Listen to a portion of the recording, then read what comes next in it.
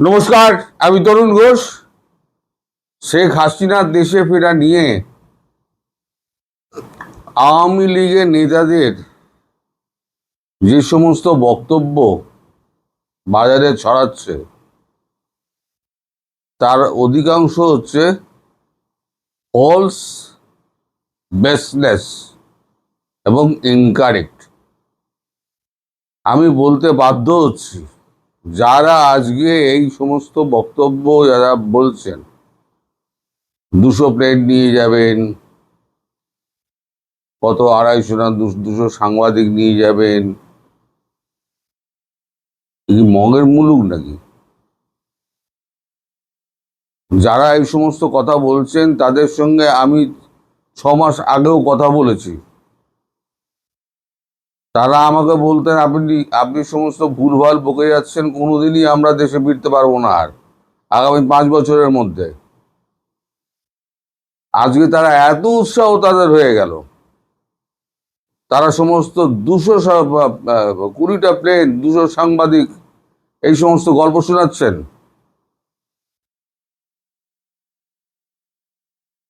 India government allow করবে? আমি বরাবরই একটাই কথা বলি, ইন্ডিয়া গভর্নমেন্ট যা করবে সেটাই হবে। তার সুরক্ষার ব্যবস্থা করার জন্য যা যা দরকার ভারত, চীন, রাশিয়া একত্র মিলে করবে। তিনি তো অবশ্যই দেশে ফিরবেন, তার নির্ধারিত সময়ে উনি ফিরবেন। কিন্তু সঙ্গে এই সমস্ত যে লেজর পেজর জোটা হচ্ছে না, এগুলো সর্বৈব মিথ্যা এবং গল্প কথা। এক কথায় গল্প কথা, তাকে আরো বড় বিপদে ফেলে দেওয়া হচ্ছে। এরাই হচ্ছে আসল শত্রু। আওয়ামী লীগের শত্রু কিছু বলি না, যে গুপ্ত আছে, এই গুপ্তগুলো হচ্ছে এরা, বিশেষ করে শেখ পরিবার। তাই শেখ পরিবারের বাড়ি থেকে এই সমস্ত কিছু ছড়ায়। আমি বেশ কয়েকবার এই দিন বলেছি যে এই শেখ পরিবার নিয়ে আমি বেশ কয়েকবার কথা বলেছি। আজকে আমি অত্যন্ত রাগান্বিত আমি এই খবরটা দেখে। কারণ কয়েকদিন আগেও আমার সঙ্গে কথা হয়েছে। ওই তখন তো উনি বলেননি যে আমি সাংবাদিক আমি যাব, 20টা বিমান নিয়ে যাব। আর যারা বলছেন তাদের আন্দাজ আছে 20টা বিমান ঢাকার বিমানবন্দরে নামতে গেলে 20টা বিমান রানওয়েতে কিভাবে নামবে? একটা গল্প কথা শুনিয়ে দিলেই হলো। আপনারা যা খুশি তাই বলে যাবেন। উনি বিমান পথে যাবেন না সড়ক পথে যাবেন সেটাই এখনো পর্যন্ত ঠিক হয়নি। ওনার বাসস্থান বদল হবে, সেটাও আমি বলেছি। উনি আমার 3টে যে গ্যারিসন আছে সেই 3টে গ্যারিসনের একটা গ্যারিসনে উনি উঠে যাবেন, সেই পর্যন্ত ঠিক আছে। আগস্ট শেষ হতে না হতে আপনারা এই সমস্ত গল্প বাজারে ছেড়ে দিলেন। আপনার শেখ হাসিনা কর্মী, আমায় বলতে হবে, মানতে হবে। শেখ হাসিনার আসল শত্রু হচ্ছেন আপনারা।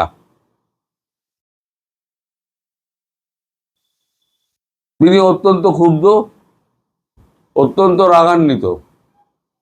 হ্যাঁ, 2-4 জন ওনার সঙ্গে যাবে না ঠিক, এবং পঙ্গপালের মতো কিছু কিছু দেশের মানুষও যাবে যদি উনি সড়ক পথে যান। যদি উনি সড়ক পথে যান, আমি কথাও বলছি, আর যদি বিমান পথে যান,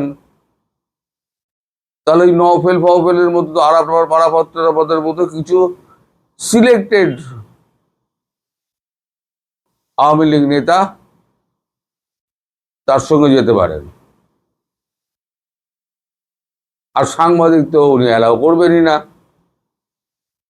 কারণ উনি চান না ওখানে গিয়ে আরো একটা নতুন রকমের একটা গণ্ড তৈরি হোক। যাদের যাওয়ার তারা নিজেরাই চলে যাবে। আমার যদি যাওয়ার হয় আমি তো নিজে টিকিট কেটে আমি একটা পাসপোর্ট একটা ভিসা লাগিয়ে আমি নিজে চলে যাব। আমি নেওয়া অ্যাক্রেডিটেশন কার্ড আমি রিনিউ করাইনি, সেটা আগের চোটে করাইনি যে তৃণমূল সরকারের আমলে আমি ওই নবান্নে ঢুকবো না। 2016 সালে আমার অ্যাক্রেডিটেশন কার্ড আবার ল্যাপস হয়ে গিয়েছে। আমার কি দরকার? আমার তো পিআইবির কার্ড রয়েছে, পিআইবির কার্ড দিয়ে আমি চালিয়ে দিই। আমার কলকাতা গভর্নমেন্ট অফ ওয়েস্ট বেঙ্গলের আমার অ্যাক্রেডিটেশন কার্ডের আমার দরকার পড়ে না। 2016 সাল থেকে আমি রিনিউ করাইনি। আমি ইচ্ছে করলেই কালকে গিয়ে রিনিউ করে নিতে পারি। রিনিউ করে নিয়ে গিয়ে আমি একটা ভিসা করিয়ে আমিও চলে যেতে পারি। যদি এখন বাংলাদেশ সরকার ভিসা না দেয় তখন আলাদা কথা, তখন আমাকে বিকল্প পথ ধরতে হবে, প্যাচ পয়জার করতে হবে, করে আমাকে ভিসা জোগাড় করতে হবে। ভিসা দিতেই হবে, আমি ভিসা না দিয়ে যাবে কোথায়? আমি চুরিও করিনি, ডাকাতিও করিনি, আমি যাচ্ছি খবর করতে। তা যাদের দরকার হবে তারা নিজেরাই চলে যাবে। আপনারা এই ঢাক ঢোল পিটিয়ে এই সমস্ত করে ওটা বিপদে ফেলছেন কেন? আপনাদের কারা কারা আপনাদের ভাড়া করেছে বলুন তো?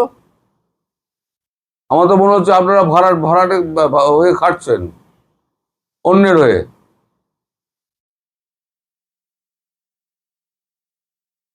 বাংলাদেশের মানুষকে বলবো যে এই সমস্ত খবর একদম বিশ্বাস করবেন না, একদম বিশ্বাস করবেন না। এই সমস্ত বানোয়াট খবর। তিনি ঠিক সময় যাবেন এবং তাকে ভারত সরকার ঠিক ঢোকানোর ব্যবস্থা করে দেবে। কূটনৈতিক স্তরে নানান রকম আলোচনা হচ্ছে, ব্যাকডোর দিয়ে নানান রকম কথাবার্তা হচ্ছে, নানান চাপ সৃষ্টি করা হচ্ছে এবং সরকার অত্যন্ত দুর্বল হয়ে পড়েছে। এটাও শুনে রাখুন, বিএনপি সরকার অত্যন্ত দুর্বল হয়ে পড়েছে এই বৈশ্বিক চাপের জন্য। অর্থনৈতিক চাপ, দেশের ভেতরের চাপ, সব চাপ সামলিয়ে শেখ হাসিনার দেশে ফেরানো আটকানো 3টে দেশের চাপ। তারেক রহমান সরকারের ক্ষমতা আছে আটকাবে? অত লোক শাস্তি জোগাড় করার দরকার নেই। অদ্ভুত অদ্ভুত রকমের খবর টবর আপনারা বাজারে ছেড়ে দেন। এই নিয়ে ফোনে ফোনে ফোনে ফোনে আমার কান ঝালাপালা হয়ে গেল। আমি মানে দুপুরের পর থেকে আমি বসতে পারছি না, মানে শুতে পারছি না। এই 12:30 1টা থেকে শুরু হয়েছে, শুধু ফোনের পর ফোন। আমি না বলতে বলতে মুখে গেজা উঠে গেছে। এই যে ফোনটা আমি এখন যে রেকর্ডটা করছি, এই ফোনের মধ্যে রেকর্ড করছি, এটা এখন আপনার এরোপ্লেন মোডে দেওয়া আছে, নইলে এখনো দেখতেন বাজতাম। এই ভিডিও করতে বসার আগে পর্যন্ত বেজেছে এই এই এই খবরের জন্য। উনি ফিরছেন, আপনি লুকোচ্ছেন। আরে আমার লুকিয়ে কি হবে? আমি ওই দেশের মানুষ, নাগরিক। আমি এমপি হব, আমি মন্ত্রী হব, আর এই সমস্ত খবর রটি আবার লাভটা কি? তারেক রহমান সরকার আমার পয়সা দিয়েছে? যত ভুলভাল খবরের পেছনে আমরা দৌড়ান, গুজবের পেছনে আপনারাও দৌড়াবেন, আর গুজব বাজা বলে আমার ট্যাগ লাগাবেন। অদ্ভুত আপনাদের কাণ্ড কারখানা। আর সত্যি কথা বলবো তো তখন আপনারা শুনবেন না। যাই হোক, যদি কড়া কথা বলে থাকি মার্জনা করে দেবেন। একটু উত্তপ্ত হয়েছিলাম কারণ ফোনের তো উত্তপ্ত করে দিয়েছে ফোন। আমি শেষ পর্যন্ত উঠে ঠিক করলাম না, এইটাই দিয়ে আমি করে ছেড়ে দেবো। সবাই ভালো থাকবেন, সুস্থ থাকবেন, সাবধানে থাকবেন। শেখ হাসিনা সময় একাই তিনি যাবেন, কয়েকজন সঙ্গীকে নিয়ে। কোনো আইনজীবী যাবে না, কোনো সাংবাদিক যাবে না। ধন্যবাদ।